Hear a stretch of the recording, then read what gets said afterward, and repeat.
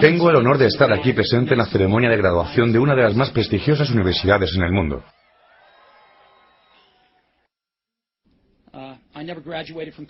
A decir verdad, esto es lo más cerca que estuve jamás de una graduación universitaria.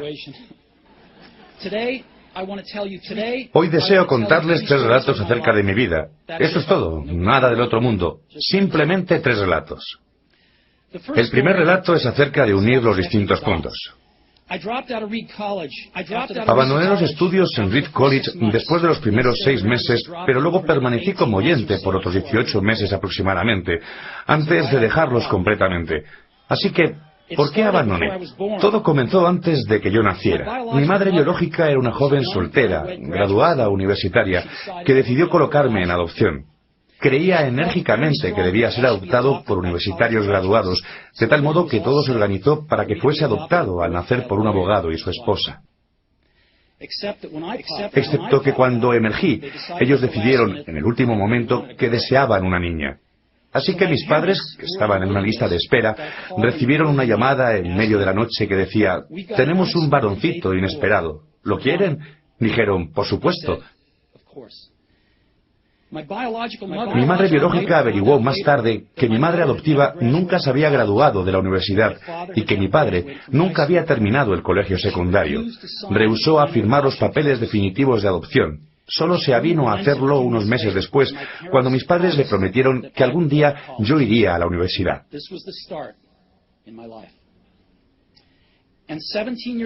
Y 17 años más tarde fui a la universidad.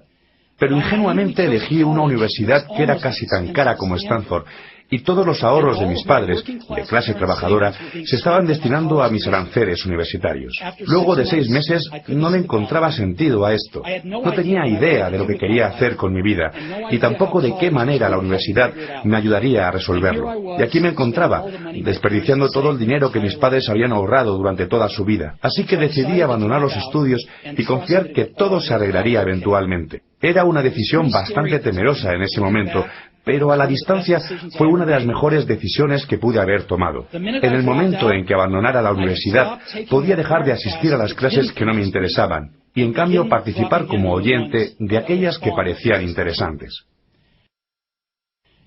No todo fue romántico.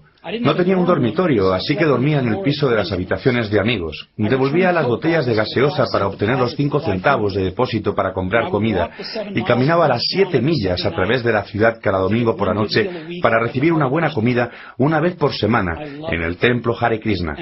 Me encantaba, y mucho con lo que tropecé más adelante, como consecuencia de hacerle caso a mi curiosidad e intuición, resultó no tener precio después. Déjenme darles un ejemplo. Reed College en ese momento ofrecía quizá el mejor aprendizaje de caligrafía del país. En toda la ciudad universitaria, cada cartel, cada etiqueta en cada cajón era caligrafiado a mano de una manera bellísima. Dado que había abandonado los estudios y no tenía que asistir a las clases normales, decidí tomar un curso de caligrafía para aprender cómo se hace eso. Aprendí acerca de los tipos de letras, cómo variar la cantidad de espacio entre diferentes combinaciones de letras, todo aquello que hace que la admirable tipografía sea grandiosa. Era hermoso, histórico, artísticamente sutil, de un modo que la ciencia no puede captar, y yo lo consideraba fascinante. Nada de eso albergaba siquiera la mínima esperanza de alguna aplicación práctica en mi vida. Pero 10 años más tarde, cuando estábamos diseñando la primera computadora Macintosh, todo volvió a mi mente, y lo volcamos todo en la Mac. Era la primera computadora con bellísima tipografía. De no haber asistido a ese único curso universitario, la Mac no hubiera tenido nunca tipos de letras múltiples o fuentes espaciadas proporcionalmente. Y dado que Windows simplemente copió a Mac, es posible que ninguna computadora personal las hubiera tenido.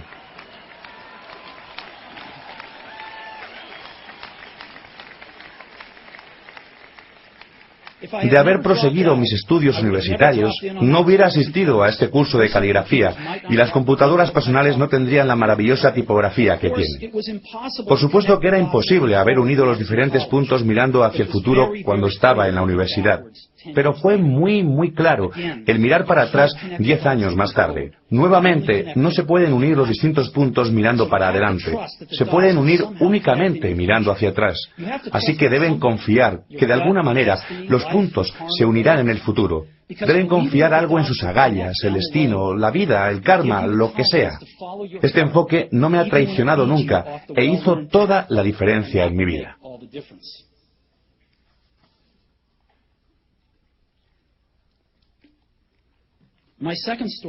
Mi segundo relato es acerca del amor y la pérdida. Yo tuve suerte, descubrí lo que realmente quería hacer temprano en mi vida. Woz y yo comenzamos con Apple en el garaje de mis padres cuando tenía 20 años. Trabajamos duro y en 10 años Apple creció de ser una empresa compuesta por nosotros dos en un garaje a una empresa de 2.000 millones con más de 4.000 empleados. Habíamos lanzado nuestra creación más refinada, Macintosh, un año antes y yo acababa de cumplir 30. Y después me despidieron. ¿Cómo se puede ser despedido de la empresa que uno inició? Pues a medida que Apple crecía, contratamos a alguien que yo pensaba que era sumamente talentoso para dirigir la empresa conmigo, y durante el primer año o más, las cosas anduvieron bien. Pero luego, nuestras visiones acerca del futuro comenzaron a diferir, y eventualmente tuvimos una disputa. Al tenerla, los accionistas le apoyaron a él, así que a los 30 estuve fuera, y bien afuera. Aquello en lo que me había concentrado durante toda mi vida adulta había desaparecido y fue devastador. Realmente no supe qué hacer durante unos pocos meses. Sentía que había decepcionado a la anterior generación de emprendedores, que había soltado la batuta mientras que me la estaban pasando. Me reuní con David Packard y Bob Noyce y traté de disculparme por haber echado a perder las cosas de tal manera. Yo representaba un fracaso público muy importante y hasta pensé en retirarme del valle. Pero poco a poco empecé a darme cuenta de que todavía amaba lo que estaba haciendo. El curso de los acontecimientos en Apple no había cambiado eso para nada. Había sido rechazado, pero aún amaba lo mío. Así que decidí empezar de nuevo. No me di cuenta entonces, pero resultó que el hecho de haber sido despedido de Apple fue lo mejor que me pudo haber pasado. El peso del éxito fue reemplazado por la facilidad de convertirme en un principiante una vez más, con menor certidumbre acerca de todo. Me dio rienda suelta para ingresar en uno de los periodos más creativos de mi vida. Durante los siguientes 5 años, inicié una empresa llamada Next, otra empresa llamada Pixar, y me enamoré de una maravillosa mujer que se convertiría en mi esposa. Pixar llegó a crear el primer largometraje animado por computadora en el mundo, Toy Story, y en la actualidad es el estudio de animación más exitoso a nivel mundial. En un giro destacado de acontecimientos, Apple adquirió Next, volví a Apple, y la tecnología que desarrollamos en Next está en lo más recóndito del renacimiento actual de Apple. Y tenemos, Lauren y yo, una maravillosa familia juntos. Estoy seguro de que nada de esto hubiera pasado de no haber sido despedido de Apple. Fue un trago amargo, pero creo que el paciente lo necesitaba. A veces la vida golpea en la cabeza con un ladrillo. No pierdan la fe. Estoy convencido de que lo único que me mantenía en curso era que amaba lo que hacía. Deben encontrar lo que realmente les apasiona, y esto es tan cierto respecto del trabajo como lo es respecto del amor. El trabajo les llenará una parte importante de sus vidas, y la única manera de sentirse realmente satisfecho es realizar lo que consideran un gran trabajo. Y el único modo de realizar un gran trabajo es amar lo que uno hace. Si no lo han encontrado aún, sigan buscando, no se conformen. Así como sucede con todos los asuntos del corazón, sabrán cuando lo hayan encontrado. Y así como sucede en cualquier gran relación, mejora más y más a medida que transcurren los años. Así que sigan buscando hasta que lo encuentren. No se conformen.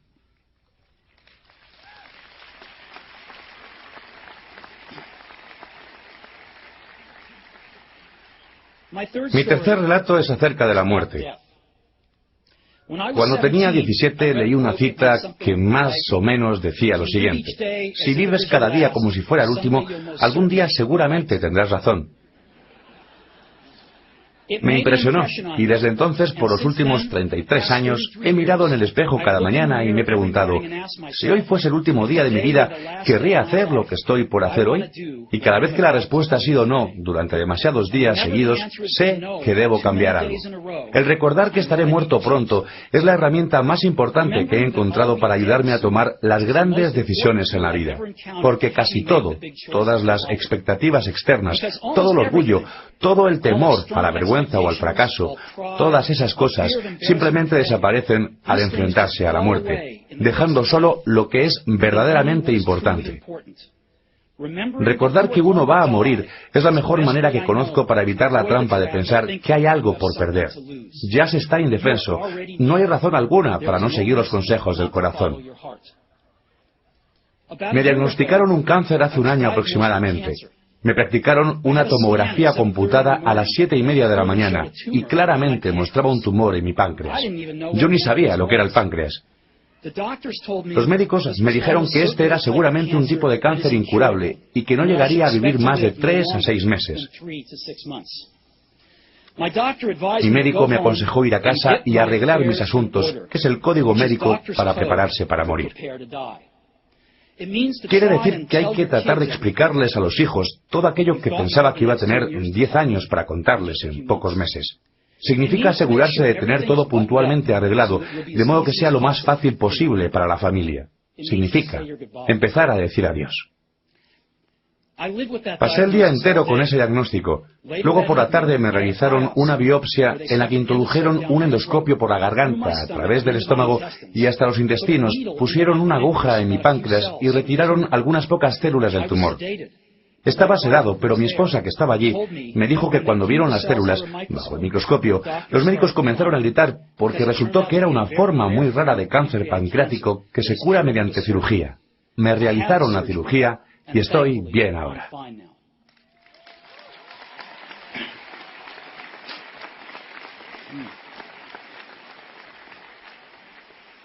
Fue lo más cerca que me encontré de la muerte, y espero que sea lo más cerca que me encuentre por varias décadas. Habiendo pasado esto, les puedo decir lo siguiente con un poco más de seguridad, que cuando la muerte era un concepto útil pero puramente intelectual. Nadie quiere morir. Aún la gente que quiere ir al cielo no quiere morir para llegar allí. Y sin embargo la muerte es el destino que todos compartimos. Nadie ha logrado escapar, y así es como debiera ser, porque la muerte es muy probablemente la única mejor invención de la vida. Es el agente de cambio de la vida. Retira del camino lo viejo para dar paso a lo nuevo. En este momento, lo nuevo son ustedes, pero algún día no demasiado lejano, gradualmente, se convertirán en lo viejo y se los sacará del camino. Lamento ser tan dramático, pero es realmente cierto. Su tiempo es limitado, así que no lo malgasten viviendo la vida de otro. No se dejen atrapar por el dogma, que implica vivir con los resultados de las creencias de otros. No permitan que el ruido de otras opiniones ahogue vuestra voz interior. Y lo que es más importante, tengan el coraje de seguir a sus corazones e intuición. De algún modo, ellos ya saben lo que ustedes realmente quieren llegar a ser. Todo lo demás es secundario.